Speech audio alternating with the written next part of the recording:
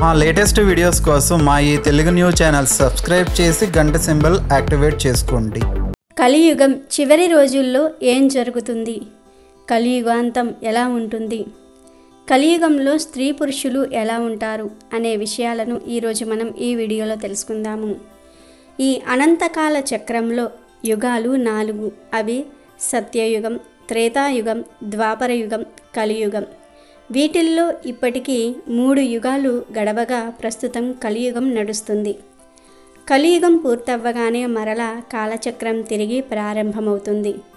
సత్యయుగాన్నే కృతయుగం అని కూడా పిలుస్తూ ఉంటారు. కృతం అంటే పరిపూర్ణం అని అర్థం. ఈ యుగంలో అన్నీ పుష్కలంగా జనులకు అందుతాయి. ఈ సత్యయుగం గురించి బ్రహ్మ మార్కండేయ పురాణంలో వివరించాడు. మరి సత్యయుగం ఎలా ఉండబోతోంది? కలియుగం ఎలా అంతమై సత్యయుగం ప్రారంభమవుతుంది? అప్పటి మనుషులు ఎలా ఉంటారు అనే ఇంట్రెస్టింగ్ ఫ్యాక్ట్స్ ఇప్పుడు మనం తెలుసుకుందాం. కలియుగాంతానికి వచ్చేటప్పటికి ధర్మం పూర్తిగా నశించిపోతుంది. అన్యాయాలు, అక్రమాలు పెరిగిపోతాయి. భావి వరుసలు లేకుండా స్త్రీ పురుషులు దారి తప్పుతారు. భార్యను భర్త చూడడు.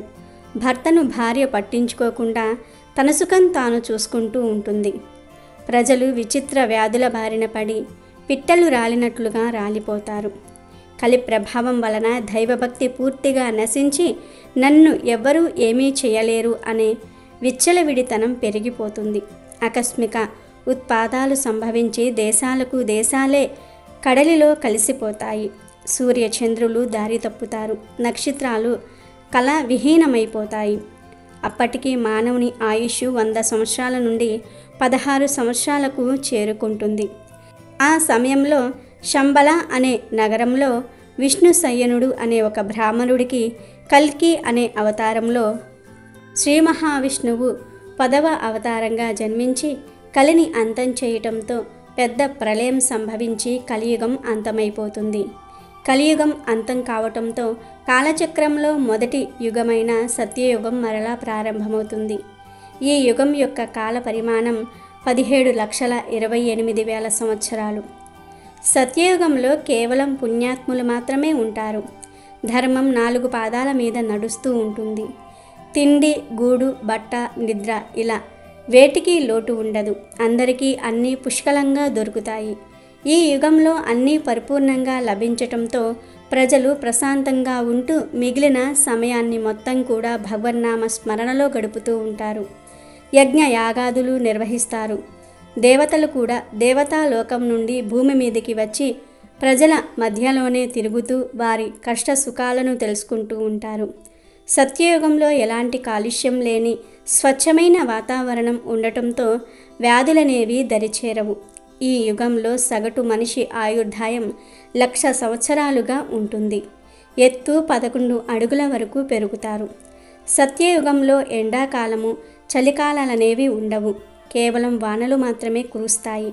వర్షాలు కూడా ఎంతవరకు అవసరమో అంతే కురుస్తూ ఉంటాయి. ఎక్కడ చూసినా ఆనందం తాండవిస్తుంది. జ్ఞానం, ధ్యానం, తపస్సు ఈ మూడిటిపైనే వీరు దృష్టి నిలుపుతూ ఉంటారు. అహింస, దొంగతనాలు, అకృత్యాలు అసలే ఉండవు. ఆయుధాలతో పనే ఉండదు. సత్యయుగంలో అసలు ధనం పైన వ్యామోహమే ఉండదు. ప్రజలందరూ అలుపు సొలుపు లేకుండా ఆడుతూ పాడుతూ పనిచేస్తూ ఎవరికి ఎంత అవసరమో అంత పండించుకుంటూ వారి అవసరార్థం ఇచ్చిపుచ్చుకుంటూ ఉంటారు. వీరి ధ్యాస మొత్తం భగవంతుడిపైనే ఉంటుంది. అకాల మరణాలు అనేవే ఉండవు. వారి ఆయుర్దాయం ముగియగానే వారే స్వయంగా పుణ్యలోకాలకు ప్రయాణమవుతారు. ఎలాంటి ఆకస్మిక ఉత్పాదాలు, ప్రకృతి వైపరీత్యాలు సంభవించవు. అడవిలో ఉండే జంతువులు మనుషుల మధ్య తిరుగుతూ వారిలో కలిసిపోతాయి. సత్యయుగంలో మానవులు తమ తపోశక్తితో భగవంతునితో నేరుగా సంభాషిస్తారు. ఈ సత్యయుగం ఎంతో అద్భుతంగా ఉంటుంది. ఈ సత్యయుగంలో జన్మించాలంటే ఇప్పటి నుండే ఎదుటివారికి సాయం చేస్తూ అవసరమైన వారికి దాన ధర్మాలు చేస్తూ మంచి మనస్సుతో భగవంతుని నామస్మరణ చేయాల్సి ఉంటుంది. అప్పుడు సత్యయుగంలో మళ్ళీ జన్మిస్తారు. అయితే సత్యయుగంలోనికి మనం అడుగు పెట్టాలంటే కలియుగాన్ని దాటాలి. ఈ కలియుగం ఎలా ఉంటుంది అనే విషయాలను కూడా చూద్దాం. మన సనాతన ధర్మంలో అన్ని విషయాలను ముందే చెప్పారు. అష్టాదశ పురాణాలలో ఒకటైన శ్రీమద్భాగవతం చెప్పిన 15 అంశాలు ఇప్పుడు నిజమవుతూ ఉన్నాయి. కలియుగం ఎలా ఉంటుందో ఈ పురాణంలో కొన్ని శ్లోకాలలో వివరించారు. మతం, నిజాయితీ, పరిశుభ్రత, సహనం, దయ, జీవించే కాలం, శారీరక బలం, జ్ఞాపక శక్తి కలియుగంలో రోజురోజుకు క్షీణిస్తాయి. శక్తివంతమైన కలి ప్రభావమే దీనికి కారణం. వ్యక్తి గుణగణాలను, ప్రవర్తనను, అదృష్టాన్ని నిర్ణయించేది అతనికి గల సంపదే. అధికారంలో ఉన్నవారికే న్యాయం దక్కుతుంది. స్త్రీ పురుషులు పై ఆకర్షణల కారణంగానే కలిసి ఉంటారు. వ్యాపార విజయానికి మోసమే అధికారమవుతుంది. శృంగార సామర్థ్యం ఆధారంగానే స్త్రీతత్వాన్ని, పురుషతత్వాన్ని నిర్ణయిస్తారు. కేవలం జంధ్యం మాత్రమే ఓ వ్యక్తి బ్రాహ్మణుడని గుర్తించే సంకేతంగా ఉంటుంది. వ్యక్తి ఆధ్యాత్మిక స్థితిని అతని వద్ద పైకి కనిపించే గుర్తుల ఆధారంగానే గుర్తిస్తారు. వాటి ఆధారంగానే ఒక ఆధ్యాత్మిక విధానం నుండి మరో దానికి మారుతూ ఉంటారు. సరైన సంపాదన లేని వ్యక్తి యోగ్యతపై తీవ్రమైన ప్రశ్నలు ఎదురవుతూ ఉంటాయి. పదాల పనికట్టులో నైపుణ్యం ఉన్నవారిని పండితులు అంటారు. డబ్బులోని వ్యక్తిని అపవిత్రుడు అంటారు. కపటం, మాయ ఉన్న వ్యక్తులను సుగుణాల రాశి అంటారు. నోటి మాటలతోనే పెళ్ళిళ్ళు చేస్తూ ఉంటారు. కేవలం స్నానం చేసినంత మాత్రానే బహిరంగంగా కనిపించడానికి అర్హులం అయిపోయాం అని జనం భావిస్తూ ఉంటారు. కొద్ది దూరంలో జలాశయం ఉన్న చోటునే పవిత్రత స్థలంగా భావిస్తారు. సౌందర్యం హెయిర్ స్టైల్పై ఆధారపడి ఉంటుంది అనుకుంటూ ఉంటారు. కడుపు నింపుకోవటమే జీవిత పరమార్థం అవుతుంది. మొండిగా వ్యవహరించే వారే నిజాయితీపరులుగా ఆమోదం పొందుతారు. కుటుంబాన్ని పోషించగలిగేవాడు గొప్ప నిపుణుడిగా పేరు తెచ్చుకుంటాడు. కీర్తి కోసమే మత సిద్ధాంతాలు పాటిస్తారు. భూగోళం, అవినీతి జనంతో కిక్కిరిసిపోవటంతో సామాజిక వర్గాల్లో బలవంతుడిగా చలామణి అయ్యేవాడే రాజకీయ అధికారాన్ని చేజిక్కించుకుంటాడు. ప్రజలు కరువు కాటకాలతో, మితిమీరిన పన్నులతో ఇబ్బందులు పడుతూ ఆకులు, చెట్లు, వేళ్ళు, మాంసం, ముడితేనే పండ్లు, విత్తనాలు తినడాన్ని ఎంచుకుంటారు. అనావృష్టి దెబ్బతో ప్రజలు పూర్తిగా నాశనమైపోతారు. చలిగాలి, వేడి, వర్షము, మంచు వల్ల ప్రజలు తీవ్ర బాధలు అనుభవిస్తారు. ఇది చాలదన్నట్టు జగడాలు, ఆకలి, దాహం, తీవ్రమైన ఆందోళనలతో జనం చితికిపోతారు. కలియుగంలో మనిషి జీవితకాలం 50 ఏళ్ళు అవుతుంది. వృద్ధ తల్లిదండ్రులను పిల్లలు ఎంతో కాలం సంరక్షించరు. కలియుగంలో జనం చిన్న విషయాలకే ఒకరిపై ఒకరు ద్వేషం పెంచుకుంటూ ఉంటారు. చిల్లర నాణాల కోసం కూడా విద్వేషం పెంచుకుంటూ ఉంటారు. స్నేహ బంధాలను విడిచిపెట్టేస్తూ ఉంటారు. సొంత బంధువులను చంపడానికి కూడా వెనుకాడరు. మొరటు మనుషులు దేవుడి పేరుతో విరాళాలు సేకరిస్తూ ఉంటారు. సన్యాసి దుస్తులు ధరించి నియమనిష్టలతో వ్యవహరిస్తున్నట్లుగా డాబులు చెప్పుకుంటూ తమను తాము పోషించుకుంటూ ఉంటారు. మతం గురించి తెలియని వారు ఉన్నత పదవుల్లోకి వెళ్తారు. మత సిద్ధాంతాలపై మాట్లాడేందుకు ప్రయాణిస్తారు. సంపదలు కోల్పోయిన యజమానిని ప్రజలు వదిలేస్తారు. ఆ యజమానిని సద్గుణాల రాశి అయినా కూడా సేవకులు విడిచిపెట్టేస్తూ ఉంటారు. సామర్థ్యం కోల్పోయిన సేవకులను యజమానులు వదిలించుకుంటూ ఉంటారు. ఆ సేవకులు వారి కుటుంబాల్లో తరతరాలుగా పనిచేస్తున్నప్పటికీ దయ చూపరు. పాలు ఇవ్వని ఆవులను వదిలించుకుంటూ ఉంటారు లేదా చంపేస్తారు. కేవలం పాల కోసమే ఆవులను పెంచుకుంటూ ఉంటారు. నగరాలలో దొంగలు యథేచ్ఛంగా సంచరిస్తూ ఉంటారు. నాస్తికులు ఊహాత్మక అర్థాలను చెప్తూ వేదాలను కలుషితం చేస్తారు. రాజకీయవేత్తలు ప్రజలను పీడిస్తూ ఉంటారు.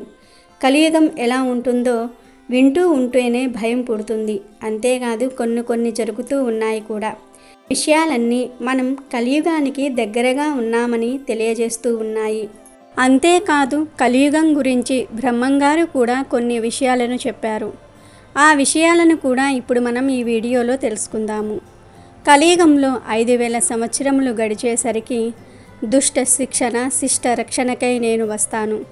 ఈలోపుగా సంభవించే కొన్ని పరిణామములను తెలియవరుస్తున్నాను విను అని బ్రహ్మంగారు తన శిష్యుడికి కలియుగంలో జరిగే కొన్ని సంఘటనల గురించి చెప్పారు.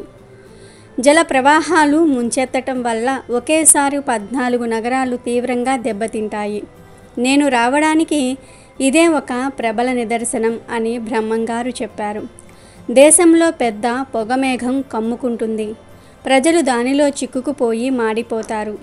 5972వ సంవత్సరం ధాతనామ సంవత్సరం మాఘశుద్ధ బుధవారం రోజున పట్టపగలే 18 పట్టణాలు దోపిడీకి గురి అవుతాయి.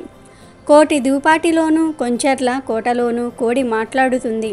మధుర మీనాక్షమ్మ మనుషులతో మాట్లాడుతుంది. పట్టపగలు ఆకాశంలో నుంచి పిడుగుల వాన పడి నిప్పుల వాన కురుస్తుంది. అందులో కొందరు మరణిస్తారు. నేను రాబోయే ముందు ఒక చిత్రం జరుగుతుంది. దానిని గుర్తించిన వారిని నేను కాపాడుతాను అని బ్రహ్మంగారు ఇలా చెప్పారు. 4 నిలువుల ఎత్తుగల ఆజానుబాహులు వచ్చి మేమే వీరభోగ వసంతరాయలమని చెప్తారు. నిజమైన భక్తులు ఈ మాటలను నమ్మరు. మూఢులు మాత్రం నమ్ముతారు. మరొక విచిత్రం పుడుతుంది. వీపున వింజామరలు, అరికాలున తామర పద్మం కలిగిన వారు వస్తారు. వారిని నేనే అని భ్రమపడవద్దు. నా రాకకు ఒక గుర్తు ఏమిటి అంటే కంది మల్లయ్య పల్లిలో నవరత్న మండపం కడతారు. ఆ పల్లె పెరిగి పట్టణంగా మారుతుంది. మీనరాశికి సూర్యుడు వచ్చే సమయంలో నేను వీరభోగ వసంతరాయులుగా ఉద్భవిస్తాను. 4 మూరల ఖడ్గము పట్టి శ్రీశైల పర్వతం మీదికి వచ్చి అక్కడి ధనమంతా పుణ్యాత్ములైన వారికి పంచి ఇస్తాను. నేను తిరిగి భూమి మీదకు ఎలా వస్తానో వివరిస్తాను వినండి. కేదారి వనంలో నిహారినై తపస్సు చేస్తాను. 3 వరాలు పొంది అచటి నుండి విక్రమనామ సంవత్సరం చైత్రశుద్ధ దశమి బుధవారం ఇంద్రకీలాద్రి పర్వతం మీద తపస్సు చేసి అక్కడ మహామునుల మహర్షుల సందర్శనం చేసుకుంటాను. అక్కడి నుండి బయలుదేరి శ్రీశైలం మల్లికార్జున్ని సేవిస్తాను. అనంతరం దత్తాత్రేయుల వారిని దర్శించుకుంటాను. మహానందిలో 2 నెలలు ఉండి అక్కడి నుంచి శ్రావణ శుద్ధ పౌర్ణమి నాటికి వీరనారాయణపురం చేరుకుంటాను. అక్కడ కొంతకాలం నివసిస్తాను. నేను తిరిగి వచ్చేసరికి జనులు ధనమందాదులుగా మారి అజ్ఞానంలో కొట్టుకు చస్తారు. నా రాకకు ముందు సముద్రంలోని జీవరాశులన్నీ కూడా నశిస్తాయి. పర్వతాల మీద జనులు బంగారు గనులు కనిపెట్టి బంగారం కోసం కొండ పగులు కొడతారు. కాశీదేశంలో కలహాలు చెలరేగుతాయి. వావి వరసలు లేకుండా పెళ్ళిళ్ళు జరుగుతాయి. పార్వతీ అవతారములను డబ్బులకు అమ్ముతారు. కుల గోత్రములు నీతి జాతి లేకుండా పెళ్ళిళ్ళు జరుగుతాయి. భూమధ్య ధనరాశులు ముక్కుటంగా ఉంటాయి. చివరికి అరణ్యాల్లోనూ అమితమైన ధనం ఉంటుంది. పాతాళంలో నీరు ఇంకిపోతుంది. భూమి మీద మంటలు పుడతాయి. 4 సముద్రాల మధ్యనున్న ధనమంతా శ్రీశైలం చేరుతుంది. 120 పుణ్యక్షేత్రములు నశించిపోతాయి. నా రాకకు ముందు అనేక చిత్రములు జరుగుతాయి. శృంగేరి పుష్పగిరి పీఠములు పాంచాననం వారి పాలవుతాయి. ఉత్తర దేశంలో కత్తులు తెగుతాయి. తూర్పు దేశం ధూళి అయిపోతుంది. హరిద్వార్లోని మర్రి చెట్టుపై మహిమలు పుడతాయి.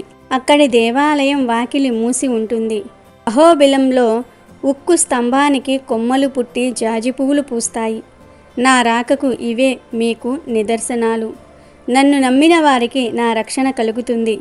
వైశాఖ శుద్ధ పంచమిన నేను బయలుదేరి సూర్యమండలం నుండి కొలువు పాకకు వస్తాను. అక్కడి నుండి అహోబిలము తర్వాత సూర్యనంది చేరుకుంటాను. శ్రీకృష్ణ నిర్యాణం ఆదిగా 4999 నాటికి కలిరూపం కొంత నాశనమవుతుంది. కల్కి అవతారం కలియుగాంతాన వస్తుంది. పూర్వులు గ్రంథములలో కలియుగము కల్కి అవతారం గురించి వివరించారు. వ్యాస భగవానుడు శాంతి పర్వం చివరన ఈ అవతారం గూర్చి చెప్పారు. కలియుగము 4808 సంవత్సరములు గడిచిన తర్వాత కొట్లాటలు ఎక్కువవుతాయి. నిద్రాహార కాల పరిమితులు, పాంచిక మానవులు ధర్మహీనులవుతారు. శాంత స్వరూపం కలవారు కూడా కోపాన్ని ఆపుకోలేకపోతారు. పిల్లలు పెద్దలను ఆశ్రయించుటకు బదులు పెద్దలే పిల్లలను ఆశ్రయిస్తారు. దుష్ట మానవుల బలం పెరిగిపోతుంది. రాజ్యాలేలిన వారు భిక్షాటనకు దిగుతారు. భిక్షమెత్తిన వారు ఐశ్వర్యమును పొందుతారు అని బ్రహ్మంగారు కాలజ్ఞానంలో కలియుగం గురించి చెప్పారు. అమెజాన్లో బెస్ట్ డిస్కౌంట్స్ కోసం వీడియో డిస్క్రిప్షన్లో లింకు ఉంది, చూడండి. అలాగే మా టెలిగ్రామ్ ఛానల్ సబ్స్క్రైబ్ చేసుకోండి.